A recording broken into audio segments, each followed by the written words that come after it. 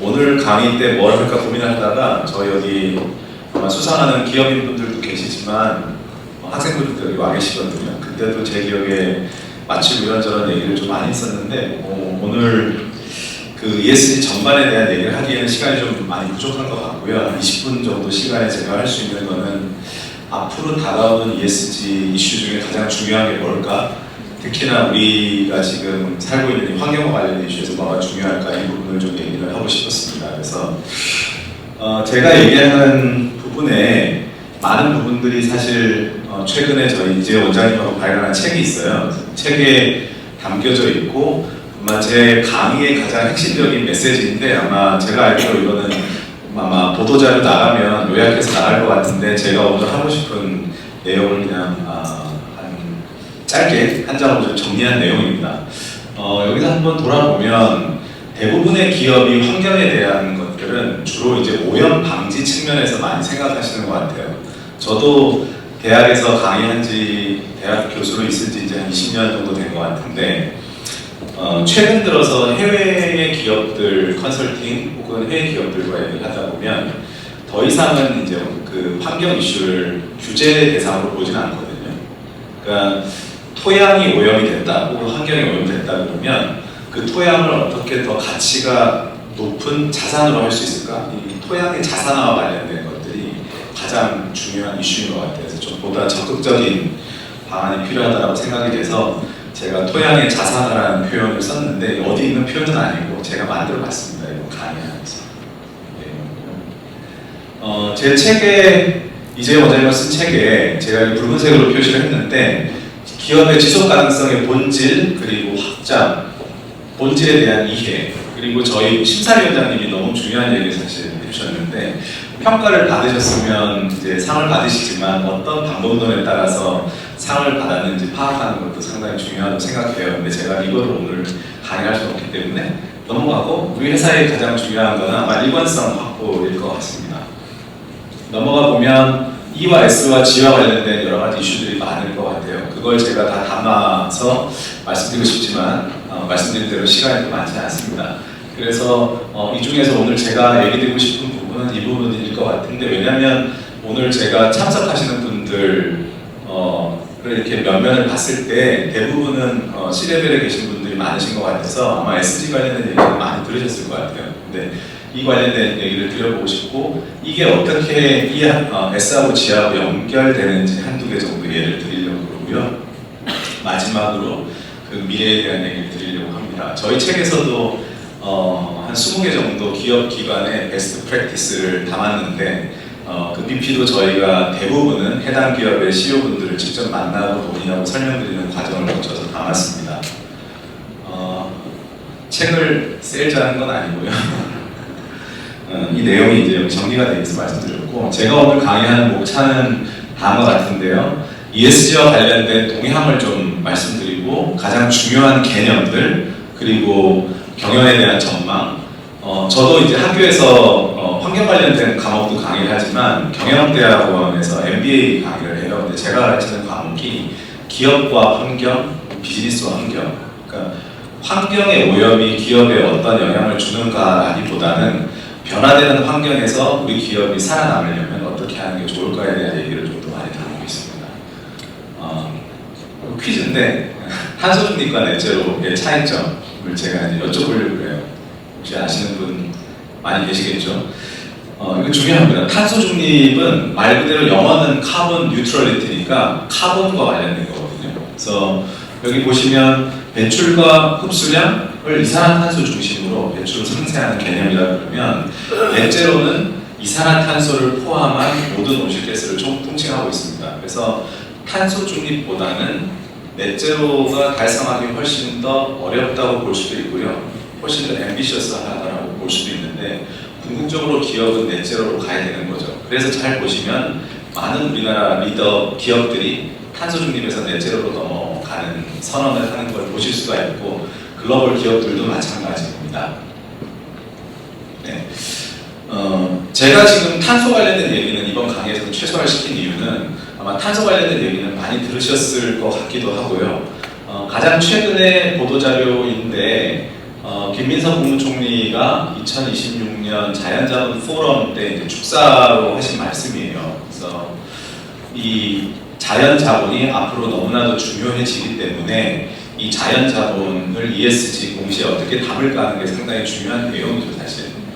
내용이고, 저희 협회도 한 2021년부터 관련된 것들을 계속 이제 강조를 했었는데, 작년에도 주로 이제 금융기관과 함께 이 생물다양성을 우리가 왜 해야 되는지에 대한 것보다는 구체적인 방법론과 평가에 대한 얘기들을 좀 많이 다뤘던 것 같고요. 제가 강의하는 내용들은 이제 제가 고대 교수긴 한데 지금 협회를 하고 있어서 저희 ESG 협회에 같이 하시는 이사님들이신데요. IUCN 같은 국제기구의 사무총장이나 옥스퍼드 경영대학원, 하버드 경영대학원, 스탠퍼드 대학의 교수진들, 대부분 해외 석학분들이 저희하고 같이 ESG 관련된 연구를 하고 있는 그런 국제단체라고 보시면 될 것 같습니다. 위에 제가 썼는데 제가 한 5년 정도 경영전문대학원에서 강의를 하고 있어요. 이제 원장님께서 이제 강의를 처음에 이제 저한테 제의해 주셨을 때 제가 할 수 있는 강의를 보기 위해서 해외 대학들을 많이 찾아보니 하버드 경영대학원이나 대부분의 우리가 알고 있는 유명한 경영전문대학원에서 환경 관련된 과목 강의를 다 하고 있었습니다. 그래서 단순한 환경 과목은 아니고요. 말씀드린 것처럼 이 변화되는 환경, 기후변화, 토양의 오염 이런 것들이 회사의 생존에 어떤 영향을 미치는가를 보는 거죠. 그래서 그런 과목이 국내 경영 전문대학원에 MBA 과목으로 개설되어 있지는 않아서 그때 상의 드려서 이제 처음 개설하고 5년 정도 계속 이제 강의를 하고 있는 그런 내용이고요.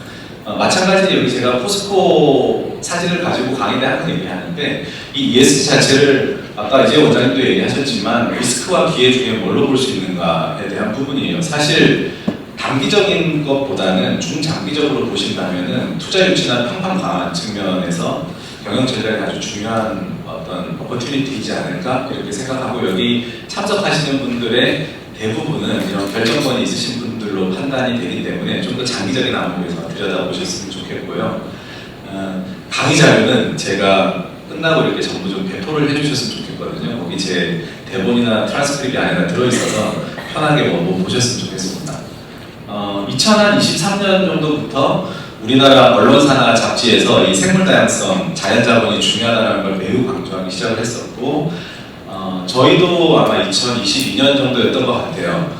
2020년부터 시작해서 우리나라 시가총액 200대 기업이 이 자연자본이나 생물다양성을 얼마만큼 잘하고 있는지를 평가를 해봤습니다. 그때 당시에 싱가포르 경영전문대학원의 이제 학장, 원장, 뒤에 계신 분이 하버드 경영전문대학원의 쇼폴 교수, 앞에 계신 분이 그 싱가포르의 그 지속가능성을 담당하는 장관이죠. 그래서 저희가 제 기억에 그때 한 30, 40개 정도 되는 기업들과 싱가포르에 가서 공부를 많이 하고 이제 왔었는데 그게 이제 한 4년 정도 지나면서 어떻게 변화됐는지를 좀 한번 뒤에 설명드리려고 합니다. 포스코는 이 생물다양성의 중요성을 일찍이 알고 있는 회사 중에 하나였고 제가 그 LG 그룹사의 ESG 위원회 위원을 초창기 때 3년 정도 했었는데요. 그게 2021년으로 기억이 되는데 그때 제가 LG 지주사에 부탁받은 것도 가장 위에 분이 생물다양성에 대한 걸 좀 많이 알고 싶어 한다. 그래서 생물다양성에 대한 교육이나 자문을 좀 했으면 좋겠다라는 제의를 받았었거든요. 그만큼 우리나라 기업들도 아주 초창기부터 이 생물다양성에 대한 중요성을 인식을 하고 있는데 이 인식 대비 결과론적으로 회사 경영에 도입하는 데 있어서 좀 어려움을 겪었던 것 같아요. TNFD라는 거 들어보셨겠죠? 탄소는 TCFD라고 해서 탄소와 관련된 재무정보 공개 협의체가 있죠. 마찬가지 자연자본은 TNFD라는 걸 쓰는데 이게 결국에는 UN의 FI, 금융기관의 수장들이 만든 거고요. 여기 보시면 2024년 6월에 TNFD 가입한 기업이 416개 기업인데요. 가장 최근에 제가 한 3일 전에 다시 체크했어요. 아침에도 다시 체크를 했는데 보시면 733개 정도가 어댑터로 지금 들어가 있고요. 포스코가 2022년 6월에 우리나라 기업 중에서는 아주 빠르게 가입을 했었고 저희 협회가 국내에서는 처음으로 가입을 했었거든요. 그래서 지금 4년 정도 계속 돌아가는 걸 보고 있는데 시가총액 기준으로는 약 9.4조 달러 정도 되고요. 운용자산 기준으로 봤을 때는 22조 달러 정도 되니까 굉장히 큰 규모고요. 대부분은 이 기관의 구성을 봤을 때는 파이낸셜 인스티튜션도 상당히 많이 들어있지만 대부분 코퍼레이션입니다. 그리고 가장 중요한 건 이걸 것 같아요. 지금 TNFD를 하고 있는, 적극적으로 도입하고 있는 나라가 어딘가인데, 여기 보시면 뭐 영국이나 프랑스나 이건 너무너무 당연할 것 같은데 가장 활발하게 하고 있는 나라가 일본하고 대만입니다. 아시아에서. 그래서 일본이 어느 정도 숫자가 되냐면은 이 어도터가 제가 알기로는 여기는 지금 210이라고 쓰여 있는데 일본이 엄청난 숫자죠.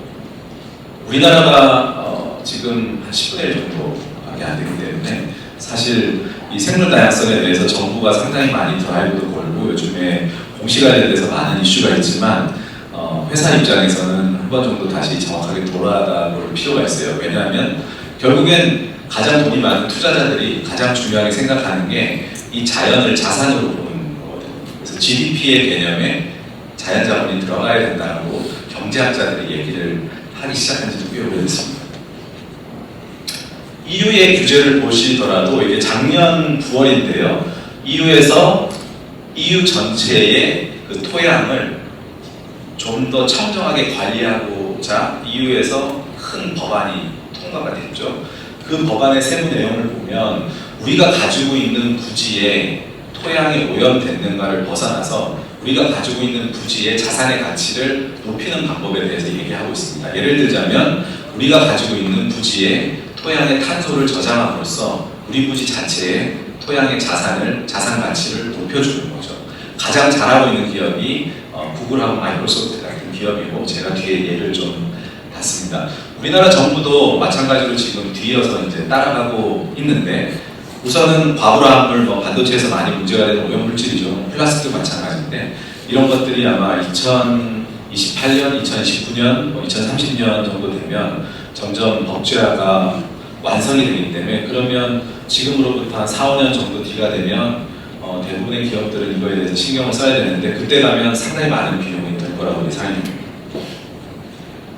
그러면 이제 제가 중간 넘어가서 드리고 싶은 말씀이 이 환경의 지배구조에 영향을 미치느냐 하는 문제죠.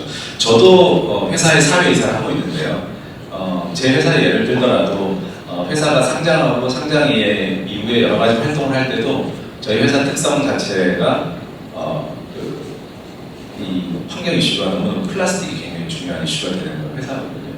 비슷하게 여러분 지금 보시고 있는 클라이밋 액션 100라고 하는 게, 우리나라에는 한전과 SK와 포스코 같은 회사가 들어가는데, 이런 회사들이 그 주주총회 혹은 이사회를 할 때 이사회 내에 기후나 자연과 관련된 전문가가 반드시 있어야 된다고 해외 투자사들이나 이해관계자들이 부시를 하는 거죠.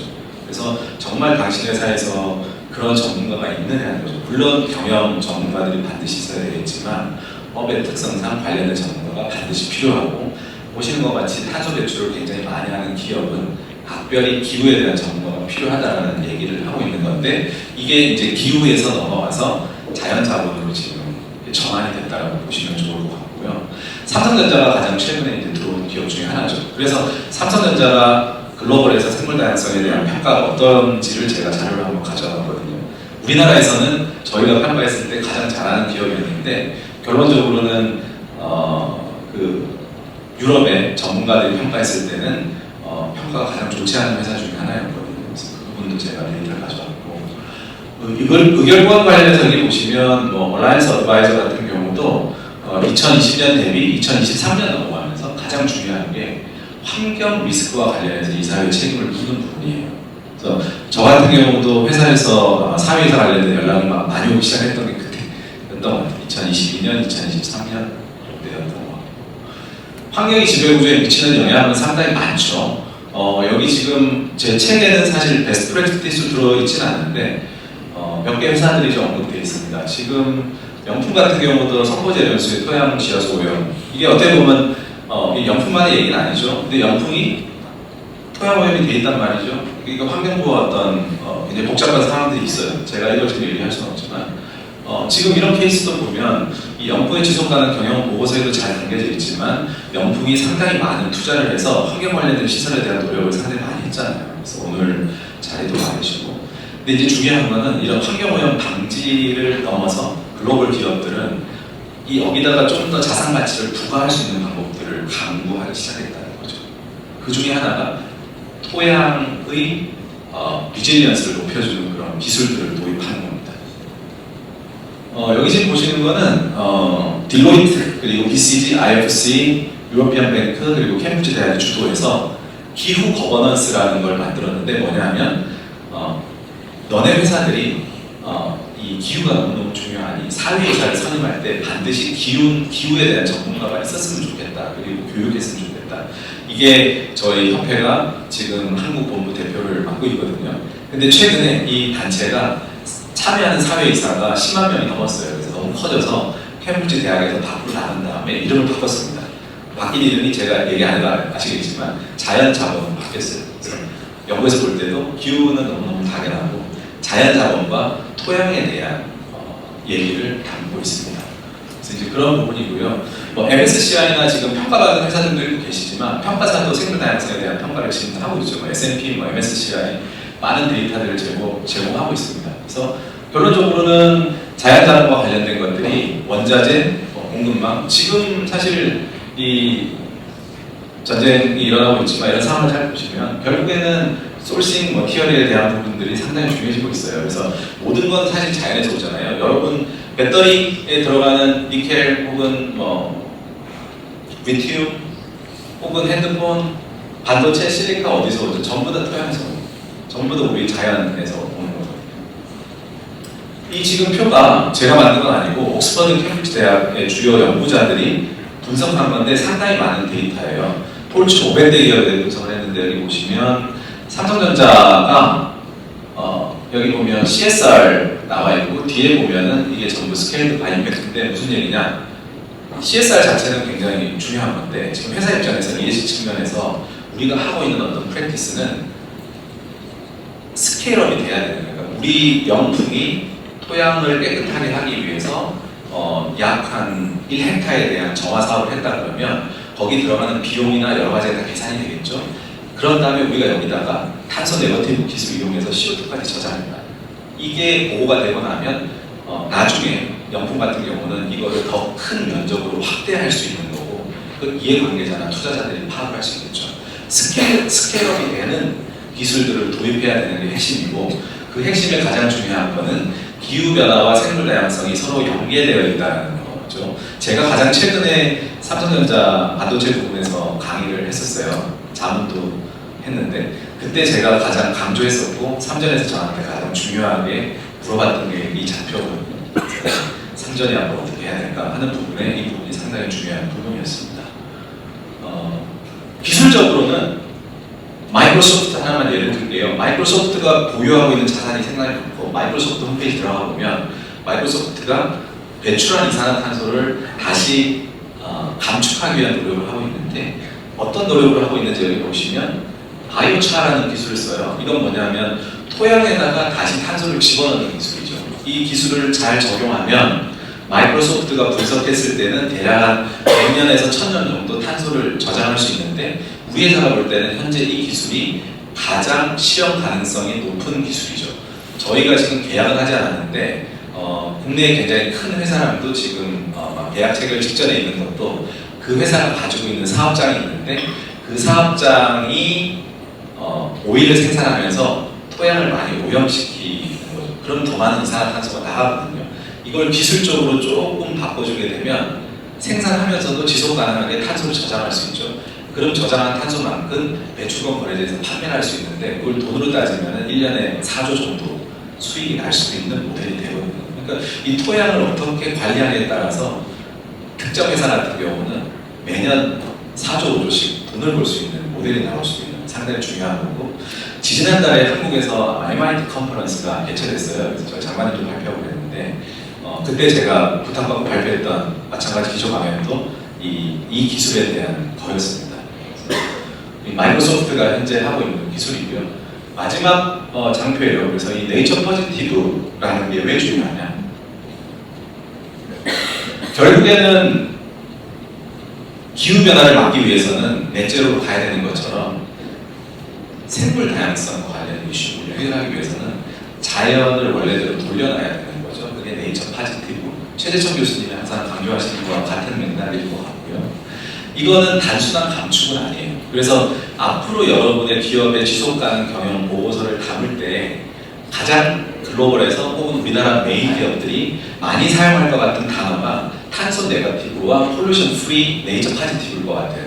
이거 제가 저희 아마 협회가 내년부터 이제 주된 가장 중요한 어떤 ESG 관련된 전망 같은 거를 예측을 하려고 하고 있는데 가장 중요한 게 이 부분일 것 같아서 좀 강조를 드리고요. 이게 끝자리입니다. 그래서 넷째로 제가 말씀드렸고 기후변화는 사실 스콥3 관련된 게 상당히 중요한데 시간 관계 때문에 수단경제 전부 다 전반적 평가죠. 플라스틱은 플라스틱 국제협약이 지금 진행이 되고 있는데 아직까지는 종결이 안 됐지만 한 가지 아셔야 될 거는 여러분 사업장 가지고 계신 부지에 지금까지는 문제가 없었는데 플라스틱이 토양경 보전법이나 환경법에 들어가잖아요. 그러면 여러분 부지에 조사를 해야 되고 플라스틱이 나오게 되면 그거를 여러분이 부지를 팔 때 정화를 해야 되는 의무가 생기는 건데 그 정화 비용이 엄청날 거예요. 그래서 엔지니어링 회사들은 돈을 벌 수 있어서 좋아하겠지만 제조업이나 기업들은 상당히 신경 써야 되는 부분 중에 하나고 가브라함도 마찬가지인데 워낙 까다롭기 때문에 이게 법을 완전히 들어오려면 5년 정도 시간이 있다고 보시면 될 것 같고요.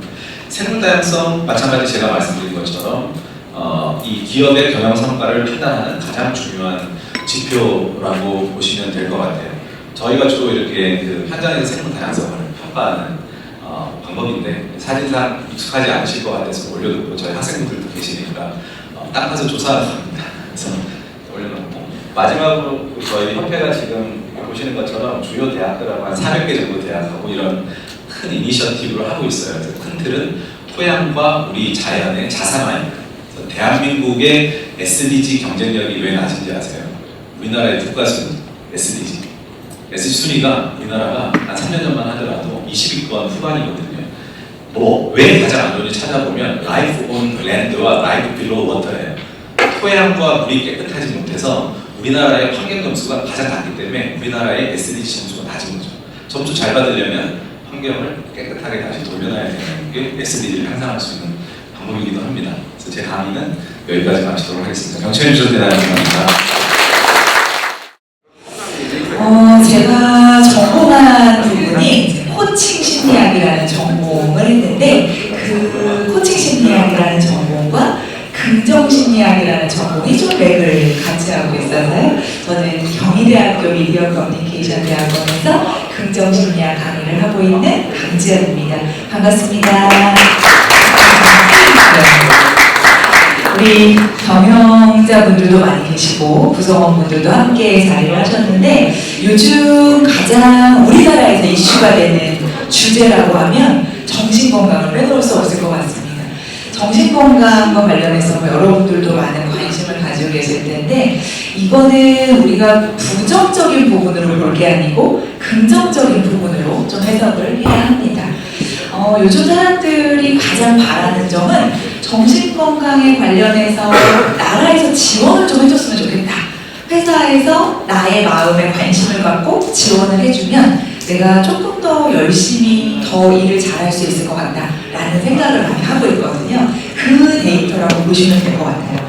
우리나라에서 우울증도 많고 여러분 자살률도 그렇고 요즘은 조용한 퇴사라고 해서 나가지는 않는데 일을 제대로 하지 않는 사람들도 많잖아요. 이러한 사람들 때문에 어려움을 겪는 분들도 상당히 많은데 그거의 근본 원인은 우리 마음에 달려있는 것 같습니다. 카메라 가리나요? 그래서 정신 건강에 대한 이야기를 제가 좀 해보려고 하는데요. 긍정심리학이라는 학문이 생긴 게 이분 덕분이에요.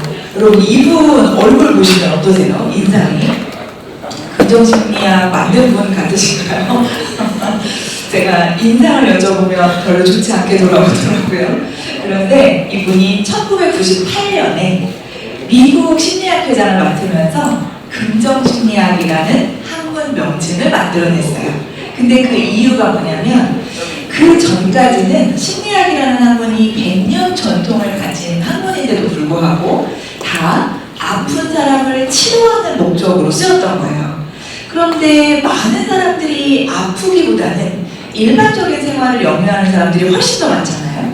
그래서 이렇게 일반적으로 회사 다니고 일하는 사람들이 좀 더 행복해질 수는 없을까? 이런 고민을 한 분이 바로 이 마틴 셀리그만 교수입니다. 그래서 이분이 긍정심리학을 만들면서 아픈 사람을 치료해서 정상적인 삶으로 만들어가는 거에 심리학이 좀 기여를 했다면 이제 2000년부터는 일반적인 사람들이 좀 더 행복해지기 위한 노력을 해야 된다. 그거에 관련된 연구를 시작한 사람입니다. 우리나라에 들어온 것도 2000년 후반부터 긍정심리학이 들어오기 시작해서 많은 연구자들이 긍정 조직에 관련된 연구도 진행을 하고 많은 사람들의 마음 건강에 관심을 가지고 있습니다. 자, 그러면 여러분, 행복해지려면 어떻게 해야 될까요? 우리가 좀 더 잘 살려면 어떻게 해야 될까요? 이 5가지가 답입니다. 이 5가지는 행복을 구성하는 요소입니다. 여러분들이 혹시 지금 챙기고 있나? 한번 봐주시면 좋을 것 같아요. 우선 맨 위에 있는 게 긍정 정서죠. 여러분 지금 옆에 있는 분들 표정 한번 봐주시겠습니까? 표정이 어떠세요? 괜찮나요? 아까 상 받을 때 굉장히 좋아하셨던 것 같은데요. 이 긍정적인 마음을 우리가 평소에 계속 유지할 수 있으면 좋겠죠. 그런데 이 행복감을 느끼는 게 매일 한순간도 놓치지 않고 행복감을 느끼는 건 불가능합니다. 그러면 어떻게 해야 될까요? 순간순간 내가 행복하다는 건 알아차리면 됩니다.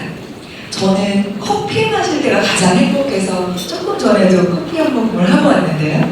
이런 것처럼 내가 어느 순간 행복한지를 알면 그 행복함을 느끼기 위해서 그 행동을 하겠죠. 그러면 어떤 사람은 일을 할 때 어떤 한순간이 좋을 수도 있고 어떤 사람은 친구를 만날 때가 좋을 수도 있고 어떤 사람은 맛있는 거 먹을 때가 좋을 수도 있고 오늘 여러분 참고로 점심이 훌륭하다고 해요. 점심을 맛있게 드시면 또 이 긍정 정서가 올라가지 않을까 싶습니다. 또 하나 대인 관계라고 써놨는데요. 앞에 한마디가 더 붙습니다. 긍정적인 대인 관계. 여러분 대인 관계는요 부정적으로 관계를 맺으면 갈등이 되버려요. 갈등이 되면 우리는 부정 정서를 느끼게 되잖아요. 그래서 긍정적인 대인 관계를 맺는 게 상당히 중요합니다. 그렇다고 해서 우리가 모든 사람하고 긍정적인 대인 관계를 맺기는 상당히 어렵습니다. 그래서 좀 노력을 해봐야 될 것 같아요. 부정적인 사람이 있더라도 그 사람을 좀 긍정적인 시각으로 봐주거나 아니면 사람을 바꾸기는 어려우니까 그 사람을 인정하고 이해하거나 이러한 방향으로 우리 대인관계에 대한 노력을 좀 해보면 좋을 것 같고요. 여기 삶의 의미라는 단어가 아주 요즘 중요한 단어인데요. 여러분 제가 퀴즈 하나 드릴게요. 요즘 20, 30대가 우울증도 많고 상담을 받는 인원이 제일 우리나라에서 많거든요. 20대, 30대가. 그러면 20, 30대가 상담을 받으러 가는 이유가 뭘까요? 한번 맞춰보시겠어요? 뭐 때문에 20, 30대가 상담을 받으러 갈 것 같으세요? 물론 요즘은 상담 받으러 가기 전에 GPT랑 얘기를 나눕니다. GPT랑 내 마음에 대해서 얘기를 해보고 가지만 실제로 상담을 받으러 갔을 때 얘기하는 주제 제가 1, 2, 3위를 말씀드려 볼게요. 아마 여러분도 2, 3위는 충분히 공감하실 거고요. 1위가 굉장히 의외라고 생각이 드실 거예요. 자, 3위는요. 대인관계 문제입니다. 여러분 대인관계는 이해가 되시죠? 어떤 것 때문에 갈까요? 20, 30대의 대인관계 문제는 친구관계도 들어갈 거고 연인관계도 들어갈 거고 결혼관계도 들어갑니다. 또 가족 간의 관계도 들어가고 직장 내 관계도 들어가요. 관계가 굉장히 폭이 넓죠. 자, 2위는 진로와 취업입니다. 이거 충분히 이해가 되시죠? 20, 30대니까 진로와 취업 때문에 상담을 받으러 갑니다. 자, 그럼 1위는 뭘까요? 여러분, 1위. 많은 분들이 돈이요 이러시더라고요.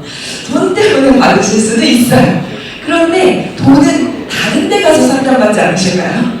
마음을 위해서 가는 상담센터보다는 1위는 바로 이 삶의 의미와 관련이 있습니다. 실존적 질문이라고 해서 나 잘 살고 있나? 이거에 대해서 고민한다는 거예요. 그게 1위로 나타났습니다. 3,000명이 넘는 사람들이 그 이야기를 나누거든요. 자, 여러분, 삶의 의미는 20, 30대만 중요한 게 아닙니다. 여기 계신 모든 분들의 삶의 의미에 대해서 한번 생각해 보시면 좋을 것 같습니다. 옆으로 넘어가 보면 몰입이 있는데요. 여러분, 시간 가는 줄 모르게 하고 있는 게 뭘까요? 여러분들은 뭐 할 때 시간 가는 줄 모르세요? 골프, 그렇죠? 맞아요. 우리가 취미생활을 할 때 시간 가는 줄 몰라요. 그래서 골프 활동이든 아니면 요즘 러닝도 많이 하시고 여러 가지 운동이라든지 취미생활을 할 때 시간 가는 줄 모르세요. 근데 많은 분들이 뭘 얘기하냐면 넷플릭스 볼 때요 이렇게 하세요. 근데 이 넷플릭스 볼 때는 수동적인 활동이잖아요. 그래서 이거는 몰입이라고 보지 않습니다. 그냥 시간을 흘려보내는 거죠. 그래서 여기서 말하는 몰입은 무언가에 푹 빠져들어서 내가 직접 하는 활동, 이걸 떠올려 보시면 좋을 것 같아요. 마지막으로 성취라는 단어가 있는데, 여러분 성취라고 하면 오늘 상을 받으신 것처럼 뭔가 대단한 성취를 생각하잖아요. 그런데 여기서 말하는 성취는 아주 작은 성취입니다. 여러분 오늘 여기 오시면서 혹시 하늘 한번 보셨나요? 지금 비가 올까 말까 하고 있는데 다행히 저희 행사하는 도중에는 안 올 것 같습니다. 자, 이렇게 하늘 한번 보겠다라고 내가 마음을 먹었어요. 그 약속을 지키는 것, 그게 바로 작은 성취거든요. 요즘 사람들은 이걸 습관이라고 부르고 습관을 만들기 위해서 어플도 사용을 합니다. 자, 이렇게 작은 습관들을 내가 성취해 나가는 그 순간 우리는 행복해질 수 있거든요. 이 5가지 여러분 챙겨볼만 하시죠? 자, 이걸 위해서 제가 책도 좀 가지고 와봤습니다. 이걸 다 도와줄 수 있는 책들인데요. 제가 조금 전에 말씀드렸던 5개의 키워드 외에 한 권의 책을 더 추가해놨는데 혹시 어떤 책인지 아실까요? 어떤 책 같으세요? 제가 지금까지 말씀드리지 않았던 키워드 하나가 책 제목에 들어가 있어요. 맞습니다. 첫 번째는 회복탄력성 수업입니다. 회복탄력성이라는 키워드는 코로나 이후에 아주 중요해진 키워드거든요. 이게 뭐냐면 내가 힘든 일을 겪어서 바닥을 쳤는데 그걸 딛고 일어나는 힘을 말합니다. 우리는 누구나 굴곡된 삶을 살잖아요. 그런데 바닥을 쳤을 때 내가 어떻게 일어나는지 이거에 대해서 연구한 내용이에요. 회복탄력성은 굉장히 중요하니까 여러분 한번 이 책을 보셨으면 좋겠습니다. 제가 책을 좀 추천을 드리고요. 자, 이 중에서 여러분에게 오늘 아주 중요한 키워드 4가지를 말씀드리고 마무리를 해보겠습니다. 여러분 행복해지기 위해서 5가지 요인이 있다고 했는데 실제로 우리가 노력할 수 있는 활동들을 좀 말씀드려 볼게요. 그 중에 첫 번째가 감사라는 키워드예요. 여러분 감사 일기 쓰기 혹시 들어보셨나요?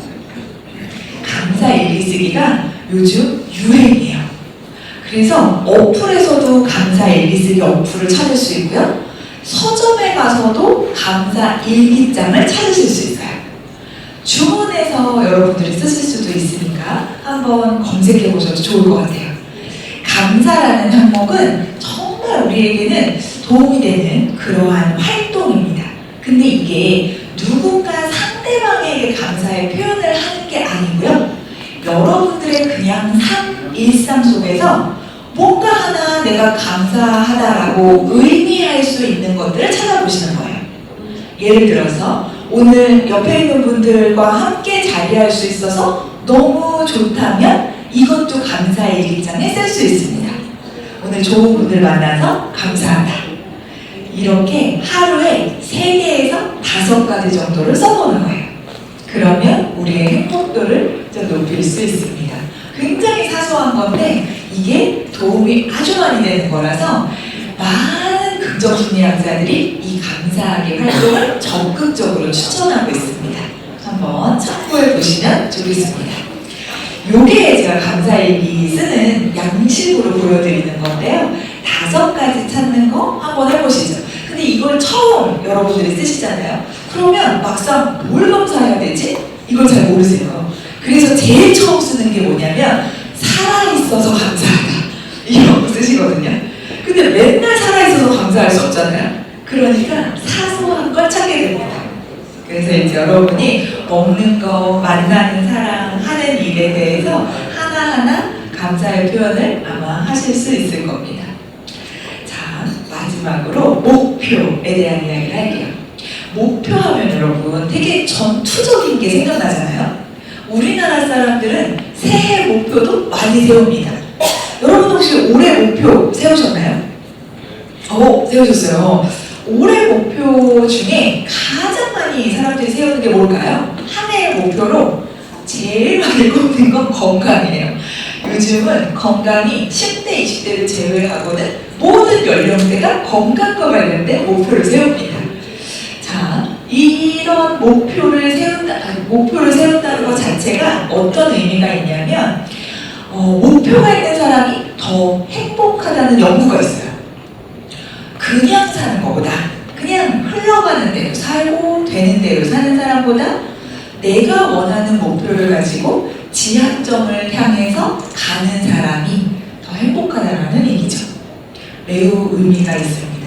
저는 여러분한테 뭘 추천드리고 싶냐면 우리가 새해 목표를 세우는 것들은 사실 어떻게 보면 좀 거창한 것들이 많아요. 그래서 그걸 아주 작은 것들로 쪼개보시면 좋을 것 같은데 요즘은 유행이 하나가 있는데요. 텍스트 힙이라고 혹시 여러분 들어보셨나요? 텍스트 힙이라는 게 뭐냐면 요즘 20, 30대들 사이에서 책을 읽고 글을 쓰는 거, 이게 텍스트 힙이라고 해서 글자와 좀 친해지는 그러한 게 요즘 트렌드라서 20, 30대가 그렇게 책을 많이 사고요. 책을 많이 보고 또 도서전이 있으면 거기에 제일 먼저 달려가는 사람들이거든요. 혹시 요즘에 틱톡이라는 광고 보신 적 있으신가요? TV에서 틱톡 광고에 뭐가 나오냐면 한 여성분이 책을 읽고 자기가 그냥 감상평을 틱톡에 올렸을 뿐인데 그게 엄청난 나비 효과가 돼서 사람들이 다 그 책을 보더라는 거예요. 그런 것처럼 SNS에 노출되는 것도 상당히 많기 때문에 책을 많이 보거든요. 근데 여러분, 책 읽는 목표 우리 되게 익숙하지 않나요? 옛날부터 책 읽기 목표는 빠지지 않았던 것 같은데요. 자, 그 목표 중에 제가 한 권의 책을 추천드리고 마무리할게요. 이 책은 여러분 유퀴즈 프로그램 혹시 아세요? 유퀴즈에 유재석하고 출연자가 이야기하는 씬5요. 별도로 어떤 방에 가서 출연자가 이야기를 하는 씬이 있어요. 그거 기억나세요? 네, 그걸 촬영하는 디렉터가 쓴 책이에요. 그래서 유퀴즈에 나온 많은 유명인들과 일반인들의 삶을 자기가 들어봤을 때 아, 이 사람들은 이런 말을 하는구나 라는 걸 담아놓은 책이거든요. 그래서 우리한테 익숙한 사람도 나오고 여러분들이 몰랐던 이야기도 들으실 수 있어서 이 책을 참고해 보시면 좋을 것 같아요. 저는 책 제목이 너무 좋더라고요. 참 괜찮은 말들.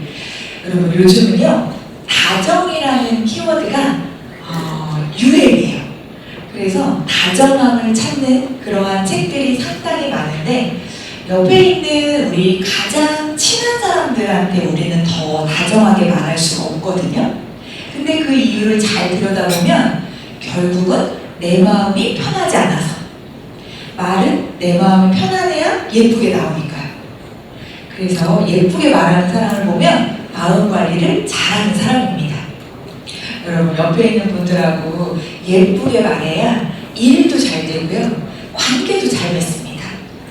이거 놓치지 마시고 여러분 오늘 제가 짧게 좀 소개해드렸는데 잘 참고해 주시고 혹시나 더 궁금하신 내용이 있으시면 요게 보이실지 모르겠습니다. 혹시 필요하시면 제가 명함도 드릴게요.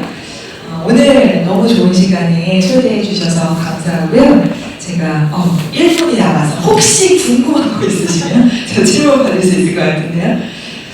제가 말씀드렸던 것 중에 궁금한 거 있으신가요?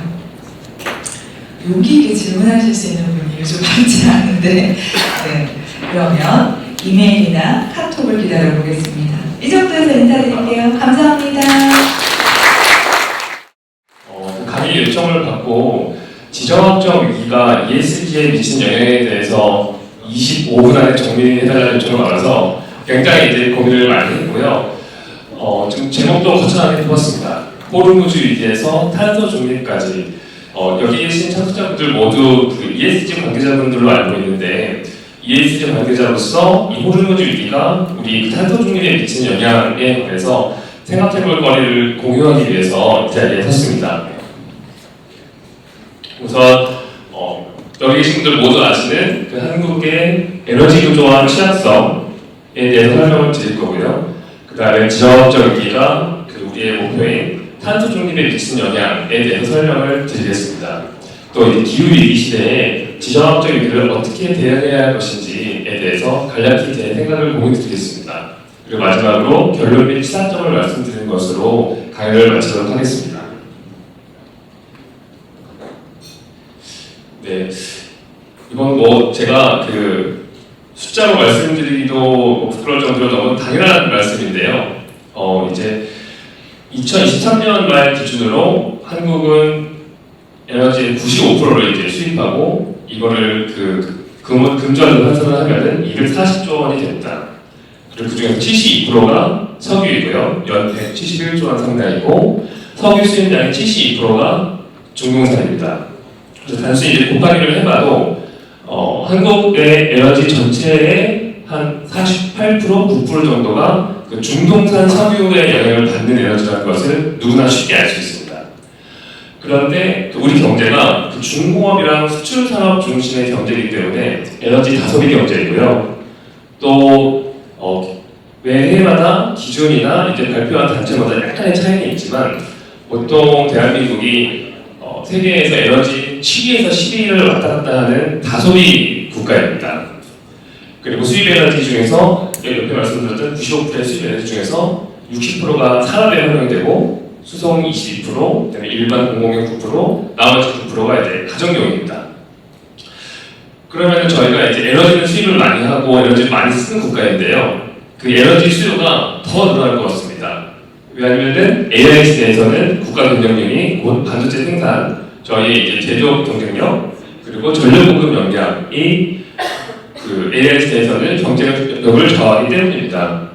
그래서 그 IEA 결과에 따르면은 그 2024년에서 2030년까지 전력 소비량이 한 2배 정도 늘어날 것이다. AI는 전력 소비량이죠. 이런 그 통계 결과가 발표됐었고요. 근데 그럼에도 불구하고 재생에너지 기반은 또 취약합니다.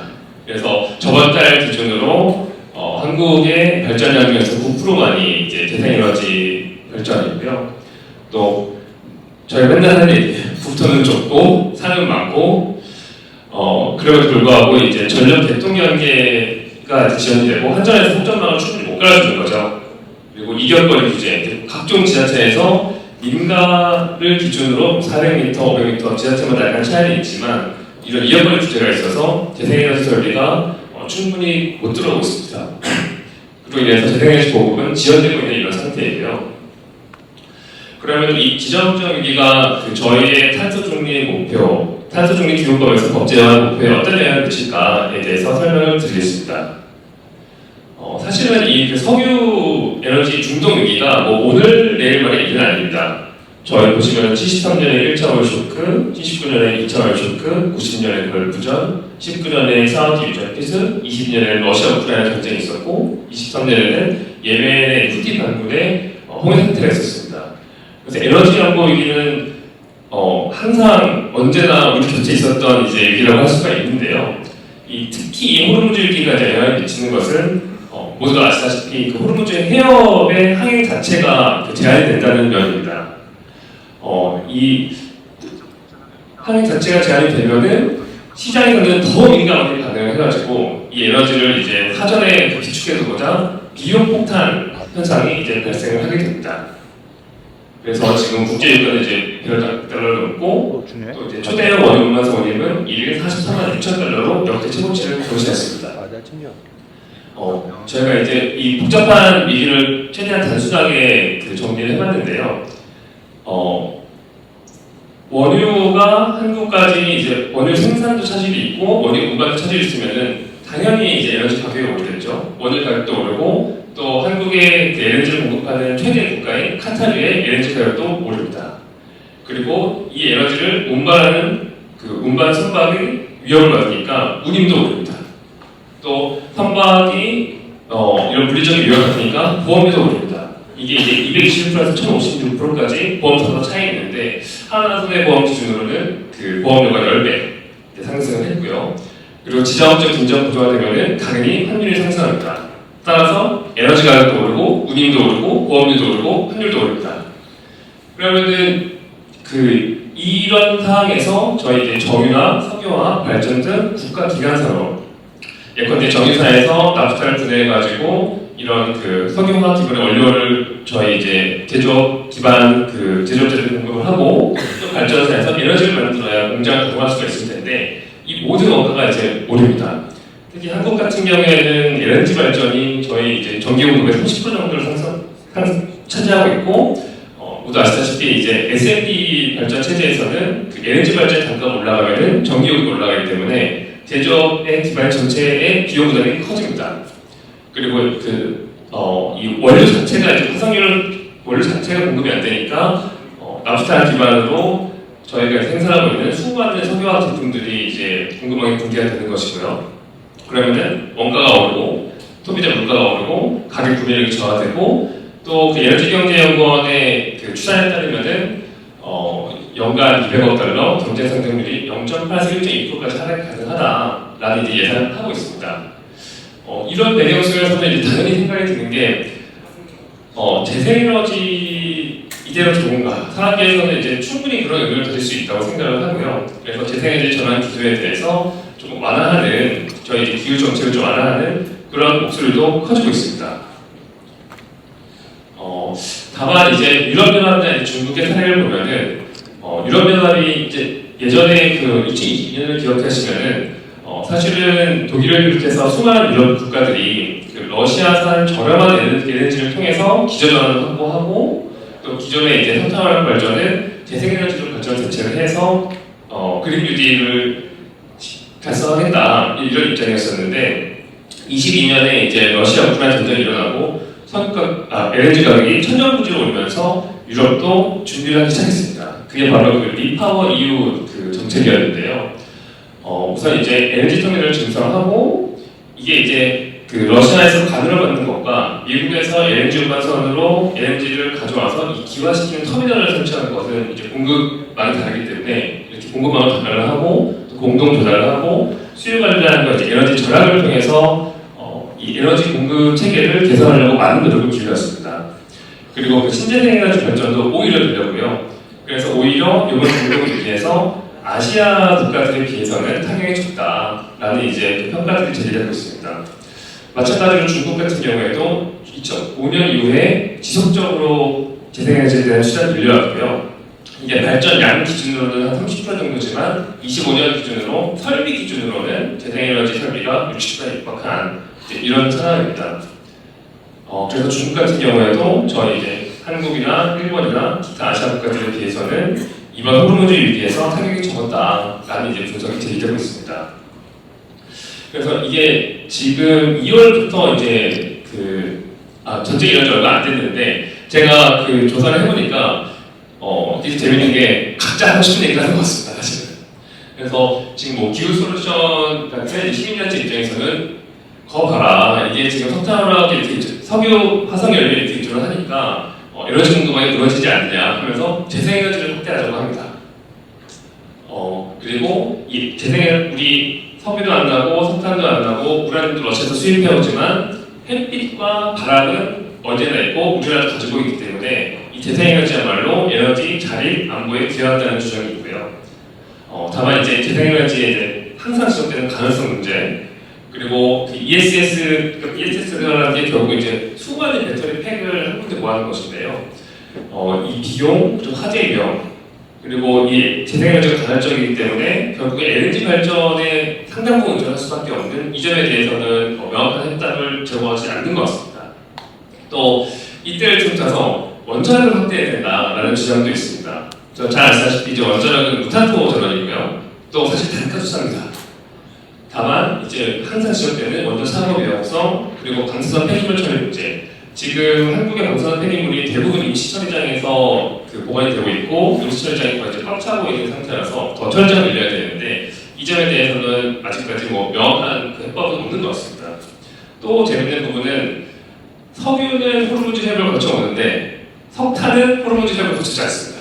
왜냐하면 한국에서는 대부분 호주, 인도네시아 이런 데서 석탄을 수입하기 때문에 사실 이런 지정학적 위기에서 석탄 화력 발전은 어느 정도는 좀 떨어져 있는 상황입니다. 그래서 이 석탄 발전을 이제 안보 전환으로 남기자, 전면 폐지할 것이 아니라 단계적으로 폐지하자, 이제 이런 주장도 제기가 되고 있고, 지금 다만 이제 한국 같은 경우에는 이 석탄 화력 발전 때문에 기후 대응 위기지수가 굉장히 이제 낮게 평가되는 이런 문제가 있습니다. 그래서 이런 다양한 목소리가 있는데 우리나라 각계 각층의 다양한 목소리를 취합하고 또 이제 나라가 이제 가야 될 방향을 정하는 게 또 정부의 역할인 것이고요. 그래서 기후부에서 4월 6일에 국민주권정부 에너지 대전환 추진 계획을 내놨습니다. 그 요지를 보면은 아까 말씀드린 재생에너지 확대 수단과 같이 재생에너지를 더 늘리겠다. 그리고 발전 비중을 20% 이상 확대하겠다. 그 2배 이상 확대하는 거죠. 그리고 이 부분이 약간 재밌는 부분인데 현재 운영 중인 석탄 발전소 60개를 2040년까지 단계적으로 폐지한다. 이게 원래 전면 폐지였거든요. 근데 이제 단계적으로 폐지가 됐습니다. 단계적으로 폐지할 때 이 속도와 그리고 범위에 대해서는 또 추가적인 논의가 필요할 것으로 생각이 들고요. 또 제가 아까 PPT에서 아까 전 슬라이드에서는 명확히 이제 디자인 안 했지만 또 말씀드릴 한 부분이 있는 게 그러면 재생에너지는 에너지 안보, 에너지 잔입에 100% 기여를 하냐? 꼭 그렇지는 않습니다. 왜냐하면 재생에너지 설비와 부품과 소재를 공급하는 나라가 특정 국가에 집중되어 있기 때문입니다. 명확한 언급하지 않겠습니다. 그래서 저희 국회에서도 국가안보특별법을 제정을 했고 국가안보 특별법에서 이 핵심 자원 중에 재생에너지 부품, 소재, 설비도 포함되어 있습니다. 그러니까 그만큼 재생에너지의 소재와 부품을 조달하는 것마저도 이제 에너지 안보에 영향을 미치는 그런 요소라고 이제 할 수가 있겠고요. 또 에너지 전환 지역 균형 발전, 이제 요즘에 V2G라고 해서 Vehicle to Grid, 그러니까 차량에서 남은 에너지를 개개인이 팔 수 있는 이제 이런 정책적 시도들도 이제 많이 이루어지고 있는데 국가 전략망을 분산형 양방향 전략망으로 이제 전환하겠다. 그리고 이 재생에너지 제전에 맞는 전기요금 전력시장 전면 개편하겠다. 이제 이런 논의가 이루어지고 있고 여기서 한 가지만 더 말씀드리자면은 AI 데이터 센터 지원 특별법에서 원래 이제 의원 발의안에서는 LNG 발전을 통해 가지고 장기 전력 구매 계약을 할 수 있도록 허용하는 안이 포함되어 있었는데 기후부에서 이제 장관님이 임종무체 정신으로 막아줘서 법사위에서는 특례는 이제 삭제된 상태에서 지금 법사위가 통과됐습니다. 그래서 이런 정책에 대해서 이제 여러 가지 평가와 제안이 있고 사실은 아직 정책이 시행된 것도 아니기 때문에 지금 단정적인 평가를 하는 이유지만 몇 가지를 더 말씀드리자면은 이 에너지 자립형 안보 체계를 구축하려는 시도는 좋다. 우리 취지는 하나하다. 그리고 이 재생에너지를 늘리는 게 국제적인 에너지 트렌드와도 부합을 한다. 다만 이제 문제점은 석유가 사실은 에너지원이기도 하지만 한국에서 석유 발전은 기상 발전 정도로만 이제 이루어지고 있습니다. 그래서 석유를 수입하지 못한다고 해가지고 에너지가 바로 생각을 만든 그런 문제는 아니고요. 오히려 이제 석유화학 제품 생산에 필요한 원료 수급의 차질이 생김으로써 발생하는 문제들도 상당히 있습니다. 그런데 이제 이 정부의 대전환 정책은 이 원료 공급망 붕괴에 대해서는 명확한 아직 해법과 입장을 밝히지 못하고 있는 것 같고요. 그리고 이제 원전에 대한 언급이 없습니다. 그 보도자료를 여러 번 읽어봐도 원전에 대한 언급이 없는데 이 재생에너지를 늘리는 것도 좋고 뭐 특정 국가에서 이 설비나 부품과 소재를 저렴하게 조달하는 것도 좋은데 겨울에는 좀 어떡하지? 뭐 이런 생각이 듭니다. 햇빛이 비 온다면 어떡하지? 이런 생각이 들고 당연히 기저전원이 있어서 에너지 믹스를 만들어야 되고요. 그 기저전원을 석탄화력 발전으로 하지 않고 LNG로 하지 않을 것이면은 원자력을 써야 되는데 그 부분에 대해서 이제 명확한 언급이 없는 것 같습니다. 사실 지난 그 전력수급 기본 계획에서는 오히려 이제 원자력 폐지 예정했던 원자력 주기를 다시 살리고 신규 원전도 설치하겠다는 언급이 있었는데 이번 대전환 정책에서는 그런 언급이 없는 것 같아서 약간 좀 아쉬운 면이 있었다고 생각합니다. 예. 그래서 지금 전체 시장을 앞두고 이제 달려왔는데 그 결론을 시사점을 말씀드리면은 하나로 이제 정리를 해보면은 저희 2017년 10년 정도 전에 이제 그 환경급전이라는 말이 이제 유행하기 시작했었는데요. 사실 그 지금 산업통상자원부가 처음에 시작할 때는 동력자원부였거든요. 동력자원부가 뭐냐면은 자원은 자원이고 에너지를 조달해서 국가 경제를 활성화하고 공장도 가동하고 저희도 난방도 쓰고 수경유 쓰고 이런 그 동력에 훨씬 더 강점이 있었습니다. 그러면 이 동력을 어떻게 조달할 것이냐?